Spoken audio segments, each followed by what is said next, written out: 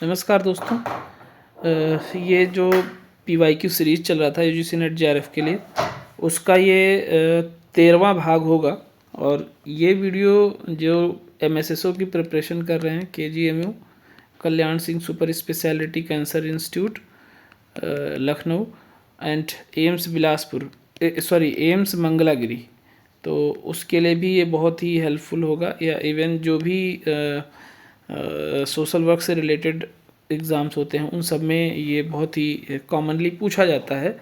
तो आप लोगों के लिए ये बहुत ही बेहतर क्वेश्चंस का सेट है। और इसमें चारों ऑप्शंस को मैं कोशिश करता हूँ डिस्क्राइब करने की, तो इसको आप पूरा देखें तो काफ़ी हेल्प मिलेगा। तो स्टार्ट करते हैं। पहला क्वेश्चन है, what is meant by the term employee empowerment. यानी जो एम्प्लॉई है, कर्मचारी है, उसके सशक्तिकरण का जो मायने है उसका क्या मतलब होता है। तो कब सशक्त होगा, जब उसको जो है डिसीज़न मेकिंग में इन्वॉल्व करोगे, उसका 100% इन्वॉल्वमेंट होगा जो है कोई भी पॉलिसी मेकिंग में, तो वो एक तरीके से एम्प्लॉई एम्पावर्ड फील करेगा। और जब एम्प्लॉई एम्पावर्ड होगा तो उस कंपनी का, उस एजेंसी का ग्रोथ ज़्यादा बेहतर होगा।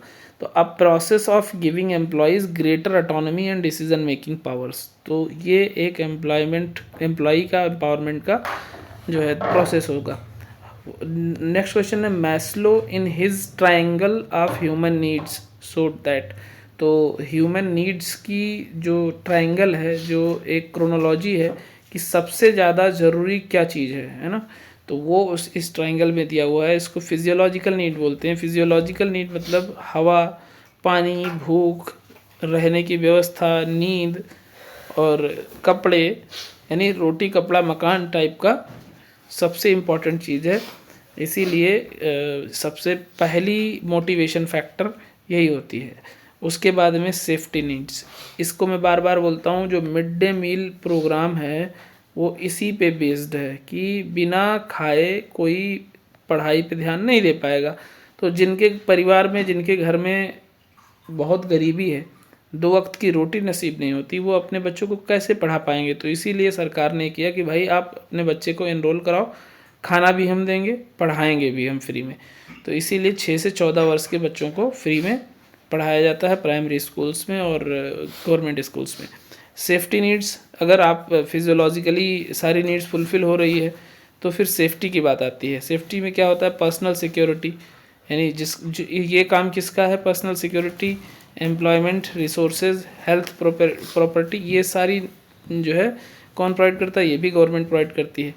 उसके बाद में love and belongings, friendship, intimacy, family, sense of connection, ये सब आपके पर्सनल लेवल की बात होती है। उसके बाद में एस्टीम, मतलब आपका जो सेल्फ रिस्पेक्ट है, आपका सेल्फ एस्टीम है, स्टेटस है, रिकग्निशन है, आपकी स्ट्रेंथ है, आपका फ्रीडम है, वो भी आपके ऊपर डिपेंड करता है। And in last self actualisation, desire to become the most that one can be, मतलब आप अपने हाईएस्ट लेवल पे पहुंचने के लिए अप्रोच करते हैं। ठीक है, तो ये है ह्यूमन नीड्स। इसमें ये सारी चीज़ें हमने बाद में डिस्क्राइब की हुई है। तो इसका जो तीसरा ऑप्शन था, safety and security are low order human need. Next question है, organised description of an activity in structured form is known as. तो स्ट्रक्चर्ड फॉर्म में कोई चीज़ होता है तो उसको हम क्या बोलते हैं, मेथड की। सपोज करो आपको जो है कोई भी काम करना है तो उसके सेट पैटर्न्स होते हैं, SOP जिसको बोलते हैं गवर्नमेंट एजेंसीज़ में। तो इस SOP बना होता है कि पहले आपको ये काम करना है, फिर ये करना है, फिर ये करना है, और इस काम करने के लिए ये अप्रोच यूज़ करना है। ठीक है, तो ये क्या है, एक सेट पैटर्न है ना, तो ये इसी को मेथड बोलते हैं। तो वही है कि organised description of an activity in a structured form, उसको मेथड कहते हैं। फिर है, which one of the following is not the function of community council in community. तो फंड रेजिंग का काम नहीं करते, बाकी एक कम्युनिटी ऑर्गेनाइजेशन में जो भी एजेंसी के मेंबर्स होते हैं वो fact finding, promoting public undertaking and coordination of activities करते हैं, बट फंड रेजिंग का काम नहीं करते। Client worker relationship is essentially, तो जो क्लाइंट है और जो काउंसलर है, ठीक है, काउंसलर है या केस वर्कर है, ठीक है, इनके बीच की जो रिलेशनशिप होती है उसको बोलते हैं पर्पसिव रिलेशनशिप ठीक है, या थेरेपेटिक रिलेशनशिप या थेरेपेटिक अलायंस, ठीक है। तो वो हमारा जो क्लाइंट के साथ एक रिलेशन बिल्ड होता है वो एक पर्पज़ के लिए होता है। पर्पज़ क्या है? उसका ट्रीटमेंट, उसका बेनिफिट, उसका जो है सोशल जस्टिस। यहाँ पे कोई पर्सनल रिलेशन नहीं है, एक प्रोफेशनल रिलेशन है। तो ये चीज़ हमेशा ध्यान रखना है कि प्रोफेशनल रिलेशन में हम पर्सनल चीज़ें नहीं डिस्कस करते। और इसको मेंटेन करने के लिए दो चीज़ें हमने बताई थी। एक कंडीशन आती है ट्रांसफेरेंस की। ट्रांसफेरेंस में मतलब क्लाइंट का इमोशनल कनेक्शन हो जाता है सोशल वर्कर के साथ या काउंसलर के साथ। और काउंटर ट्रांसफरेंस इसी का उल्टा होता है, केस वर्कर या काउंसलर का क्लाइंट के प्रति इमोशनल कनेक्शन हो जाता है। तो ये जो क्लाइंट से जो है ट्रांसफरेंस है, वो ट्रांसफरेंस तो कम खतरनाक है, काउंटर ट्रांसफरेंस और ज़्यादा खतरनाक हो जाता है। फिर आप जो है अपने गोल से जो है भटक सकते हैं, आप इमोशनली इन्वॉल्वमेंट हो जाएंगे। तो इमोशनल ओवर इन्वॉल्वमेंट हमेशा आपकी जो सेट गोल होंगी आपके सेशंस की, वो अचीव नहीं हो पाएंगी, ठीक है। तो क्लाइंट वर्कर रिलेशनशिप किसके लिए पर्पजिव होता है। और बाकी ये चीज़ें थेरेपेटिक अलायंस मतलब आपको जो उसके साथ एक रिलेशन बिल्ड करना है वो थेरेपेटिकली बिल्ड करना है, उसको ट्रीटमेंट के पर्पज़ से बिल्ड करना है, उसको ट्रस्ट और उसका जो अंडरस्टैंडिंग है वो सब चीज़ें ध्यान में रखनी है। कॉन्फिडेंशियलिटी यानी गोपनीयता बरकरार रखनी होगी। एम्पैथी मतलब you have to be try to be क्या बोलते हैं उसको, सिंपैथी इससे ज़्यादा बेहतर है एम्पैथी। सिंपैथी जो है अनप्रोफेशनल होता है, बट प्रोफेशनल वे में एम्पैथी होता है। मतलब आपको उसके जगह पे रख के अपने आप को सोचना है। ऐसा नहीं है कि वो रो रहा है तो रोने भी लग जाना है, बट हाँ दुख जताना है। ऐसा भी नहीं करना है कि वो रो रहा है तो आपको जो है ह्यूमर आ रही है अपने मन में, आप ऐसा कुछ बोल दो। एम्पैथी मतलब put your legs in another shoes and respect non judgemental support without any judgemental attitude. You have to listen carefully, और जो भी होता है वो आपको बताना है। कोलैबोरेटिव नेचर होना चाहिए, बाउंड्रीज सेट करके रखना चाहिए कि क्या क्या हमें बात करना है, कहाँ पे रुकना है। प्रोफेशनल स्किल होना चाहिए। Unconditional positive regards and active listening. Active listening सबसे ज़्यादा इंपॉर्टेंट चीज़ है। एंड देन कल्चरल सेंसिटिविटी, कि वो जिस भी कल्चर का है, जिस भी, आप भले ही जो है रिलीजन को कोई फॉलो नहीं करते हो, लेकिन अगर वो जिस रिलीजन में बिलीव करता है उसके उस रिलीजन के उस बिलीफ को चैलेंज नहीं करना है। तो ये ओवरऑल आपके काउंसलिंग की स्किल्स हैं, एट्रीब्यूट्स हैं। प्रोटेक्शन अगेंस्ट सोशल कंटिजेंसी, जिसको सामाजिक आकस्मिकता बोलते हैं, उससे सुरक्षा को क्या बोलते हैं? सोशल सिक्योरिटी बोलते हैं। ये भी सोशल सिक्योरिटी किसका जो है प्रोवाइड करता है? गवर्नमेंट बेसिकली प्रोवाइड करता है। हेल्थ इश्यूज़ हो गया, अनएम्प्लॉयमेंट हो गया, ओल्ड एज रिलेटेड इश्यूज़ हो गया, डिसेबिलिटी हो गया, work place accidented occupational disease हो गया, family and maternity related issues हो गया, डेथ एंड सर्वाइवरशिप हो गए। नेक्स्ट है cultural difference are emphasise in which year human development report. तो जो cultural difference human development report में जो है रखा गया था, वो 2004 में इस डोमेन को रखा गया था। बाकी क्या है? हेल्थ है, लाइफ यानी हेल्थ मतलब life expectancy, education and standard of living. ये तीनों जो है मिलके ह्यूमन डेवलपमेंट रिपोर्ट HDR तैयार होते हैं इन चीज़ों को लेकर। एडिशनल इंडिकेटर्स जो भी हैं, gender inequality and inequality adjustment human development index and multi dimensional poverty index. Next question, which of the following approach makes a shift towards channelising social services to needy people. तो ये basic needs approach होता है। Basic needs approach में क्या होता है? The basic needs approach to development is focused on ensuring that all individuals have their fundamental human need met, which typically include food, shelter, clothing, education and healthcare. Unified approach में this is not a widely recognized specific approach in social services or development studies. In general terms, it could imply a unified or integrated strategy that combines various methods or system. Egalitarian approach and holistic approach. Holistic approach में हम सारी चीज़ों को एक साथ लाने की कोशिश करते हैं। इक्वलिटेरियन मतलब हम इक्विटी और इक्वालिटी पे फोकस करते हैं। तो बेसिकली ये 4 अप्रोच हैं जिसके थ्रू हम बेसिक नीड मतलब जिसके थ्रू हम जो है किसी की सोशल सर्विसेज को जो है सोशल सर्विसेज को डिलीवर करते हैं। The calculated value of chi square is, तो काई स्क्वायर की जो वैल्यू होती है वो है पॉजिटिव होती है मैक्सिमम टाइम, यानी ऑलवेज पॉजिटिव होती है। एरन बेक इज़ रिलेटेड टू, तो एरन टी बेक किससे रिलेटेड है, वो कॉग्निटिव थेरेपी से रिलेटेड है। और एरन टी बेक के बहुत सारे टूल्स भी हैं, जैसे डिप्रेशन का इनका टूल है, सुसाइड का एक टूल है जिससे सुसाइडल टेंडेंसी असेस करते हैं। ठीक है, तो कॉग्निटिव थेरेपी एरन टी बेक ने दी थी। Gestalt therapy Fritz pearls, Laura pearls and Paul Goodman ने दिया था। तो फ्रिज एंड लॉरा पॉल करके आता है, तो यही गेस्टाल्ट थेरेपी इन्होंने ही डेवलप किया था। And client centred therapy Carl Rogers ने दिया था। Task centred therapy William J read and Laura Epstein ने दिया था। नेक्स्ट क्वेश्चन है, which one of the following is not the basis of community. तो कॉमन पॉलिटिकल आइडियोलॉजी कोई ज़रूरी नहीं है कम्युनिटी के लिए, बट बाकी लोकेलिटी कॉमन होता है, सेंटिमेंट कॉमन होते हैं, वे ऑफ लाइफ कॉमन होता है। मतलब यहाँ पे क्वेश्चन ये पूछ रहा है कि एक कम्युनिटी में किस किस चीज़ की होमोजीनिटी होती है। ठीक है, तो कम्युनिटी मतलब पर्टिकुलर एक कॉमन जियोग्राफिकल एरिया होता है, और उस जियोग्राफिकल एरिया का लैंग्वेज कॉमन होता है, उनके बिलीफ सिस्टम कॉमन होते हैं, उनका फूड कल्चर कॉमन होता है, उनका ड्रेस कॉमन होता है।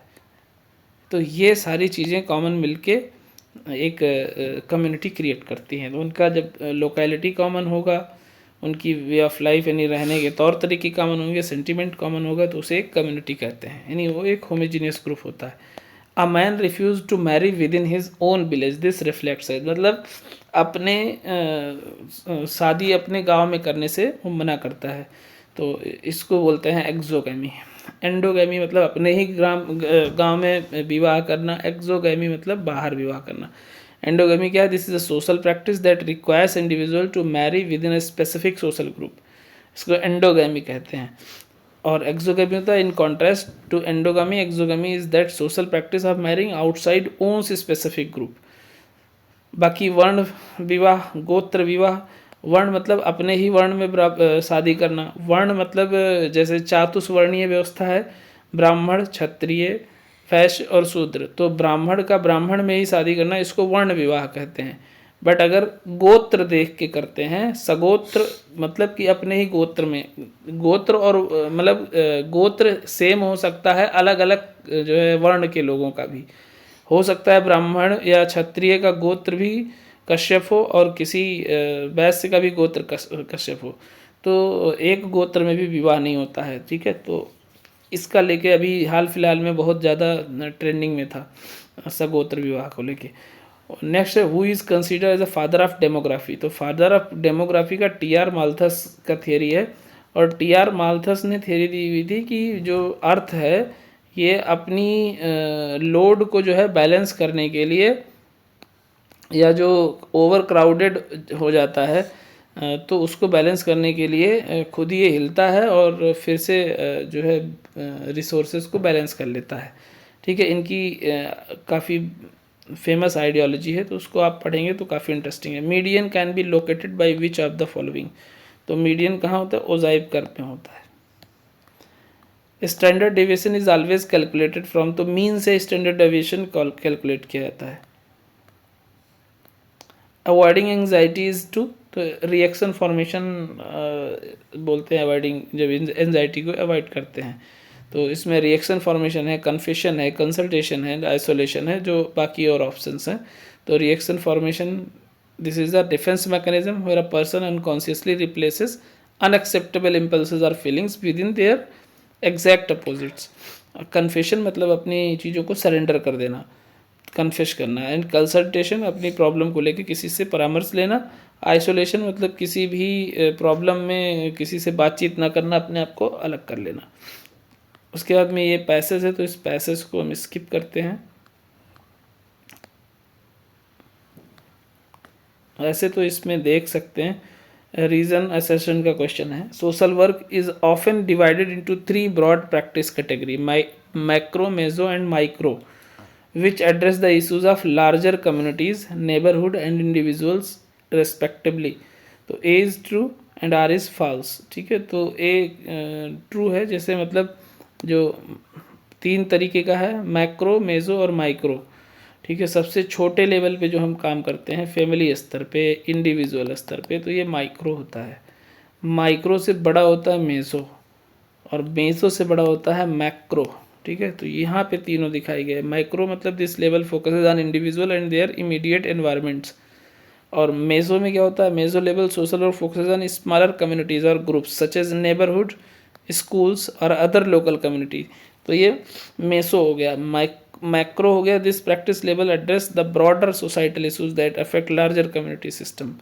तो इसमें नेशनल लेवल पे हो जाएगा, इंटरनेशनल लेवल पे हो जाएगा, कम्युनिटी लेवल पे हो जाएगा, है ना, तो काफ़ी ब्रॉडर लेवल पे हो जाता है। नेक्स्ट क्वेश्चन है, social stratification means division of society into different strata which involves a hierarchy of social groups. तो अलग अलग स्ट्रेटा में जो है सोसाइटी को बांटना क्लास के आधार पे, फाइनेंस के आधार पे, उसको हम स्ट्रेटिफिकेशन बोलते हैं। All societies are stratified either based on caste और क्लास सिस्टम। तो ये दोनों सही है, क्योंकि क्लास और एजुकेशन बहुत अलग अलग सिस्टम के आधार पे, वर्ण के आधार पे भी सोसाइटी बटी हुई है, तो दोनों सही है, ए और आर। ठीक है, hierarchy of groups universal concept based on different criteria, impact of life opportunity maintained through culture and institution, affects social interaction and identity, and dynamic yet persistent. Next है, the Department of Empowerment of Persons with Disabilities has the vision to build an inclusive society. The department acts as a nodal agency for matters pertaining to disability and person with disability.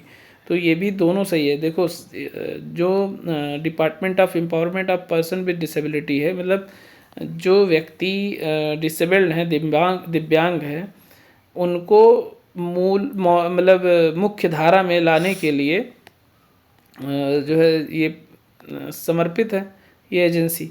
And the department acts as a nodal agency for matters pertaining to disability and person with disability. और अगर उनके rights यानी उनके अधिकारों से संबंधित कोई violation करता है, उनके अधिकारों का कोई हनन करता है, तो उनके लिए ये डिपार्टमेंट ये जो है एक नोडल एजेंसी के तरीके से काम करती है और उनके बिहाफ पे उनके सोशल जस्टिस के लिए फ़ाइट करती है। तो ए एंड आर दोनों सही है और कल एक्सप्लेनेशन भी है। फिर है, to solve social problems one must know the causes. बिल्कुल सही बात है कि काज क्या है, कारण क्या है किसी सोशल प्रॉब्लम का, ये पता होना चाहिए किसी भी प्रॉब्लम को सॉल्व करने के लिए। रीज़न है, the diagnostic process helps in organising these causative factors into one whole where there by making it more meaningful. तो यहाँ भी ए और आर दोनों सही है और करेक्ट एक्सप्लेनेशन भी है कि मतलब डायग्नोस्टिक प्रोसेस बहुत ही इंपॉर्टेंट है कि उसका कारण जानना, उसके फैक्टर्स को जानना, और वो कितने लोगों को प्रॉब्लम कर रहा है और क्या उसका मीनिंग है ना। तो ये जो है दोनों सही है, ए एंड आर। फिर है, decision making process must take cognizance of the policy statement, policy is the framework for taking decision. तो यहाँ भी ए और आर दोनों सही है। आर एक्सप्लेन कर रहा है यानी किसी भी डिसीजन मेकिंग के लिए एक उसकी उससे रिलेटेड जो भी संज्ञानात्मक चीज़ें हैं उसको पढ़ना, उसको समझना, उस स्टेटमेंट को समझना, और पॉलिसी के फ्रेमवर्क तैयार करने के लिए आपका डिसीजन मेकिंग बहुत इंपॉर्टेंट है। तो दोनों सही है। assertion of the third generation of human rights are collective rights such as right to development and self determination, and community development needs a human right based framework if it is to be successful. तो जब ये basic चीज़ें fulfil हो जाएंगी तभी तो community development होगा, तभी तो आप राइट्स की बात करोगे। तो ए और आर दोनों सही है। assertion है, case worker must take all and every fact that taken together through logical and inferential reasoning. Logical reasoning would reveal and client's personality and his her situation for appropriate action. तो इसमें भी दोनों सही है और explanation भी कर रहा है। 69 है, diagnosis may be viewed as a fluid, constantly changing assessment of the client, their problems, life situation and important relationship. Such diagnosis in social casework is not an ongoing process. तो ये ongoing process होता है, ना कि जो है ongoing process नहीं होता है। तो ये रॉन्ग है, ये सही है। assertion है, psycho social study is an ongoing process that involves exploration, observation and documentation of both objective and subjective facts from a variety of sources. And reason है, mutual engagement of the worker and the client in the process is essential. तो दोनों सही है और explanation भी ठीक है, क्योंकि साइको सोशल स्टडी कॉन्टीन्यूसली चलती है। आपका करंट में क्या इशू है, उसके पीछे रीज़न क्या है, आगे क्या रीज़न हो सकता है, उससे रिलेटेड फैक्ट्स, उसके रिलेटेड ऑब्जर्वेशन, उससे रिलेटेड डॉक्यूमेंटेशंस, तो ये ऑनगोइंग प्रोसेस है। 71 है, to be empathetic social workers need not put aside their view point to see things from the other persons point of view. Being sensitive to other persons perspective makes social workers more empathetic. तो ये तो false है, but are true है कि आपको empathetic होना बहुत ज़रूरी है। Be sensitive persons perspective makes social worker more empathetic. और यहाँ जो लिखा है, to be empathetic social workers need not put aside their view point to see things from the other person point view. यहाँ तो एम्पैथेटिक होके सोचना ही है, ठीक है। तो ये रॉन्ग हो गया यहाँ पे जो नॉट लगा दिया, इस वजह से। Social action leads to social legislation, तो ये सही बात है। And existing systematic process and institution are challenge through social action. तो सोशल एक्शन मास लेवल पे अगर कोई चेंजेस लाना है, कोई किसी नियम कानून में बदलाव लेना है, तो सोशल एक्शन ज़रूरी है। और एग्जिस्टिंग सिस्टम में जो भी इंस्टीट्यूशन में चैलेंज लाना है, वो सोशल एक्शन के माध्यम से ही हो सकता है। तो ये और आर दोनों सही है। नेक्स्ट है, group interaction should be guided for accomplishment of group goals. There is a need for free interaction among group members without any guidance. तो गाइडेंस की तो ज़रूरत होती है, नहीं तो आपस में लोग लड़ने लग जाएंगे। तो आर फॉल्स है, ए सही है। Identify the correct sequence of the stages of social movement. तो सोशल मूवमेंट में सबसे पहले कोई चीज़ें इमर्ज होती हैं, फिर कोलेज होती हैं, फिर ब्यूरोक्राटाइज होता है, सक्सेस होता है या फेल्योर होगा, फिर डिक्लाइन होगा। तो ये किसी भी मूवमेंट का प्रोसेस है। Then identify the correct sequence regarding stages of group formation given by Klein. तो टकमैन का तो आप लोगों को पता है, क्लेन का भी उसी तरीके से सबसे पहले ओरिएंटेशन होगा, आपस में एक दूसरे को बताएंगे कि कौन क्या है और क्यों हम ये ग्रुप वर्क कर रहे हैं, क्यों ये ग्रुप बनाया है, इस ग्रुप का उद्देश्य क्या होगा। उसके बाद जब आपस में लोग बात करने लग जाएंगे तो रेसिस्टेंस होगा, प्रतिरोध होगा। फिर उस प्रतिरोध को हम करने के लिए नेगोशिएशन करेंगे, फिर नेगोशिएशन होगा तो एक दूसरे से वापस बातचीत बढ़ेगी, इंटीमेसी मतलब बातचीत बढ़ेगी। एंड देन इन लास्ट जब उसकी बातचीत सॉल्व हो जाएगा, उस ग्रुप का उद्देश्य कंप्लीट हो जाएगा, तो फिर टर्मिनेट कर देंगे। नेक्स्ट है, identify the correct sequence among following steps given by Kirst Ashman and Hull regarding use of strength perspective in macro practice. तो idea, muster support, identify assets, specify goals, implement the plan, neutralise opposition, evaluate progress. Choose the correct sequence of the year of enactment of the following labour legislation in chronological order. तो trade union act 1926 में आया था, payment of wages act 1936 में आया था, industrial dispute act 1947 में आया था, मिनिमम वेजेस एक्ट 1948 में आया था। तो इस तरीके से ये सीक्वेंस हो जाएगा। 1926 trade union act, payment of wages act 1936, industrial dispute act 1947, minimum wages act 1948। Arrange the following popular social movements in the sequence of their genesis. तो चिपको मूवमेंट 1973 में हुआ था। इसके लिए सुंदरलाल बहुगुणा ने क्या किया था, चंदी प्रसाद भट्ट और गौरा देवी के साथ, जो भी पेड़ काटने के लिए आ रहे थे, पेड़ से लोग चिपक जा रहे थे, इसीलिए इसका नाम ही था चिपको आंदोलन।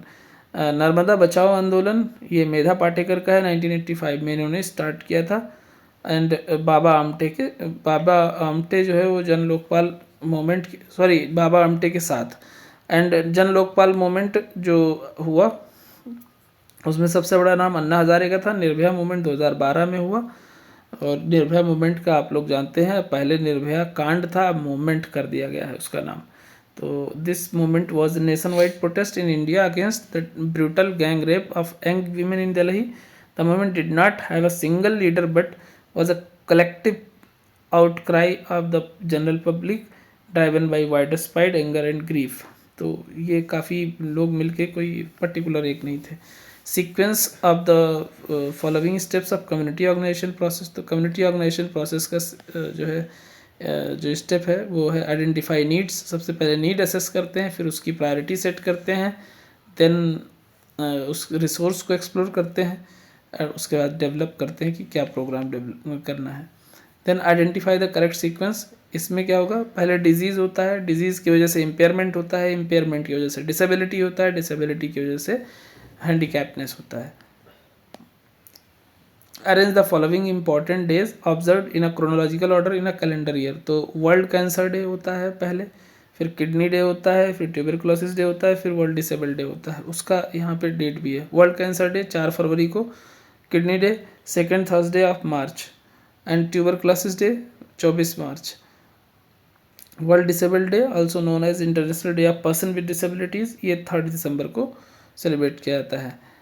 Identify the correct sequence regarding stages of social case work.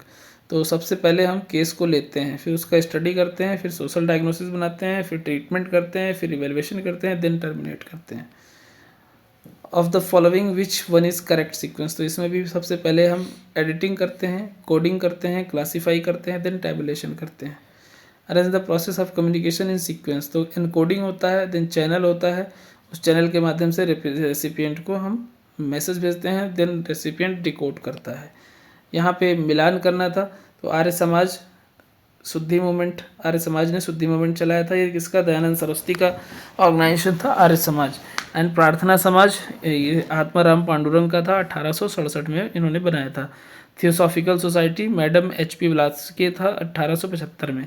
Young Bengal movement Henry Vivian डिजरियो का था और ये 1830 में बनाया था। तो इस तरीके से सेकंड ऑप्शन हो जाएगा। इसमें मैच करना था psychodynamic theory, behavioural theory, person centred theory, cognitive behavioural theory. तो इसमें क्या क्या होता है, तो साइकोडायनेमिक थ्योरी में किस पे फोकस करते हैं, helping individuals to understand better their inner thoughts and conflicting feelings. तो साइकोडायनेमिक में ये जो अनकॉन्शियस और कॉन्शियस थॉट्स में कॉन्फ्लिक्ट होता है उस पर फोकस करते हैं। बिहेवियरल थेरेपी में क्या करते हैं, या बिहेवियरल थ्योरी क्या होता है, जो माल अडेप्टिव बिहेवियर होता है उसको अडेप्टिव बिहेवियर से रिप्लेस करने के लिए जो भी तरीके अपनाए जाते हैं उसको बिहेवियरल थ्योरी कहते हैं, बिहेवियरल थेरेपी कहते हैं। तो इसमें थ्योरी की बात है तो helping individuals to learn new behaviours and eliminate troublesome base, तो वही माल अडेप्टिव बिहेवियर को एलिमिनेट करते हैं। Person centred theory increase self understanding and feelings of self worth, ये कार्ल रोजर्स का है। And cognitive behaviour theory assisting clients to learn more realistic and positive ways of perceiving thinking about and interpreting their life experiences. तो CBT में basically जो cognitive error आ जाते हैं, यानी आपके सोचने समझने की प्रक्रिया में एरर आ जाता है, गलती आती है, कमी आती है, तो आप बार बार एक ही चीज़ को इलॉजिकल वे में प्रेजेंट करते हो, तो उस फॉल्स बिलीफ को, उस फॉल्स थॉट प्रोसेस को नॉर्मल प्रोसेस से या अडाप्टिव प्रोसेस से रिप्लेस करते हैं, उसको CBT कहते हैं। इसमें भी मैच करना था, तो focus of social work perspective और इधर पर्सपेक्टिव दिया हुआ है। तो focus on several level of investigation, इसमें जनरल पर्सपेक्टिव में हम ये चीज़ करते हैं। Focus on the person in environment context of practice situation, तो ये जैसे इन्वायरमेंट से रिलेटेड तो इकोसिस्टम हो गया। Focus on the dynamic interplay of biological and social system, तो यहाँ पे जनरल सिस्टम पर्सपेक्टिव हो जाएगा। And focus on the problems and effects of discrimination, तो ये हो जाएगा एथनिक सेंसिटिव पर्सपेक्टिव। नेक्स्ट है रेजिडेंट ऑफ वाइफ्स प्लेस, इसको भी मैच करना है। तो पत्नी के स्थान पे रहना इसको मैट्रिलोकल बोलते हैं, पति के स्थान पे जाके रहना उसको पैट्रिलोकल बोलते हैं। तो अभी जो चल रहा है अभी सोसाइटी वो पैट्रियार्कल सोसाइटी है ना, तो पैट्रिलोकल मतलब पितृसत्तात्मक, मैट्रिलोकल मतलब मातृ सत्तात्मक। रेजिडेंट ऑफ नेटिव प्लेस मतलब sons of soil, and resident at different place because they are force to leave their native country, तो उन्हें हम रेफ्यूजी बोलते हैं। इसमें स्केल्स दिए, कॉन्सेप्ट दिए हैं, प्रोपोनेंट्स दिए हैं। तो सोशल डिस्टेंस स्केल किसका है, बोगार्डस का है, ES बोगार्डस, इन्होंने सोशल डिस्टेंस स्केल दिया हुआ था। And white collar crime Sutherland का है, सॉरी रॉबर्ट, हाँ सदरलैंड का ये। एंड डोमिनेंट कास्ट ये है MN श्रीनिवास का। लिटिल कम्युनिटी है रॉबर्ट रेडफील्ड का। इसमें भी मैच करना है। मोबिलाइजिंग ग्रॉस रूट ऑर्गेनाइजेशन, ये सोशल एडवोकेसी इसको बोलते हैं। Changing basic values in society, ये सोशल रिफॉर्म बोलते हैं। मास सॉल्यूशन टू मास प्रॉब्लम, ये सोशल एक्शन है। डेवलपमेंट ऑफ होल सोसाइटी, इसको सर्वोदय किसका कॉन्सेप्ट है, ये आप लोग कमेंट बॉक्स में बताएं। लिस्ट A को लिस्ट 2 से मैच करना था। प्राइमरी सोशलाइजेशन में हम occurs when one learns the attitudes, values and actions appropriate to individuals as members of a particular culture. And secondary socialization में refers to process of learning what is the appropriate behavior as a member of a smaller group within the larger society. And anticipatory socialization, it means कि refers to the process in which a person rehearses for future positions, occupations and social relationships. रीसोशलाइजेशन का मतलब ही हुआ कि आपका वापस से सामाजिकरण करना। अगर किसी में एंटी सोशल पर्सनालिटी है तो उसकी with the help of counselling, with the help of rehabilitation home, refers to process of discarding former behavior patterns and reflexes, accepting new ones as part of a transition in one's life. यहाँ भी match कराना है तो NSFDS इसको बोलते हैं national schedule caste finance and development corporation. तो ये इकोनॉमिक इम्प्रूवमेंट के लिए है, SC के लिए। देन है PMMSK मतलब प्रधानमंत्री मातृ वंदना योजना। तो प्रधानमंत्री मातृ वंदना योजना जो है ये है विमेन के लिए, एम्पावरमेंट ऑफ विमेन। एंड सौभाग्य है प्रधानमंत्री सहज बिजली हर घर योजना, ये है इलेक्ट्रिसिटी के लिए। एंड PMAY है प्रधानमंत्री आवास योजना, ये रूरल हाउसिंग के लिए। 93 है कॉन्फ्लिक्ट थ्योरी। कॉन्फ्लिक्ट थ्योरी है मार्क्स का। एंड फंक्शनल थ्योरी है टालकट पार्सन का। यूनिलीनियर इवोल्यूशन थ्योरी है अगस्ट काम्टे का। मल्टीलीनियर इवोल्यूशनरी थ्योरी है गेरहार्ड लेंस्की JR का। तो इसका आप लोग स्क्रीनशॉट भी ले सकते हो, काफ़ी इन्फॉर्मेटिव है, ये आपके लिए हेल्प करेगा।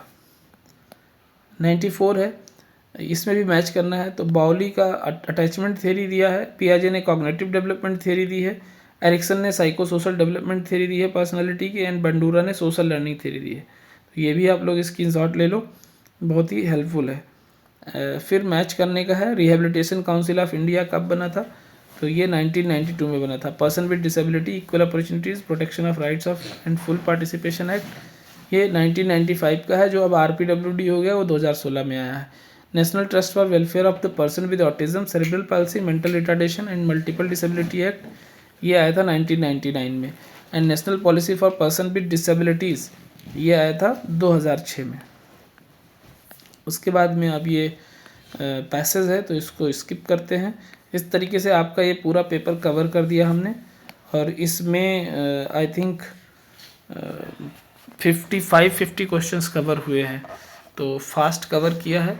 आप लोग इस इनिशिएटिव के बारे में ज़रूर बताना कैसा लगा आपको। मिलते हैं नेक्स्ट वीडियो में। Thank you.